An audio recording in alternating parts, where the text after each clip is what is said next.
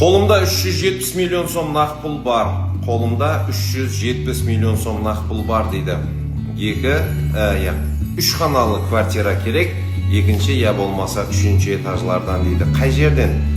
Төрткүл гүзар бойындағы гербіш домлардан үш қаналы квартира сатып аламан дейді. Кредит, анау мынау зат емес. Тайын қалесеңіз, әзір нотариуске барамыз деп тұрыпты. Bir dana like, bir kommentariyaga қалеген затыңыз жазып кетің. Қалесеңіз смайлик жіберің, қалесеңіз әуметтен, қалесеңіз мені сөгіп қарған, лекін видеоны тезірек рауажландырып, видеоны тарқатып, бір адамның тезірек квартирасын сатуына, хамде бір адамның тезірек үйлі жайлы болуына хабарлассақ болады. Осы жерде квартирасын сата алмай отырғандар болса, мархамат, телефоныңыздан 91 коды менен 305 87-87 номеріне байланысып, өз квартираңызды сатып жіберің. Бар шығар сіздің таныстарыңызда сол жерде квартирасын сата алмай отырғандар, әне осы видеоны самолетті басып жіберіп қойсаңыздар болады.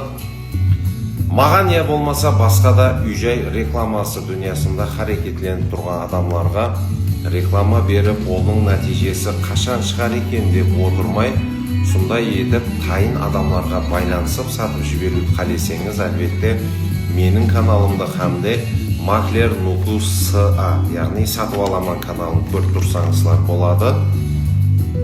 Қоллап қуатлап рауажландырып жіберейік. Бұл да өзіне жараса, ел үшін, халық үшін таза жой бар.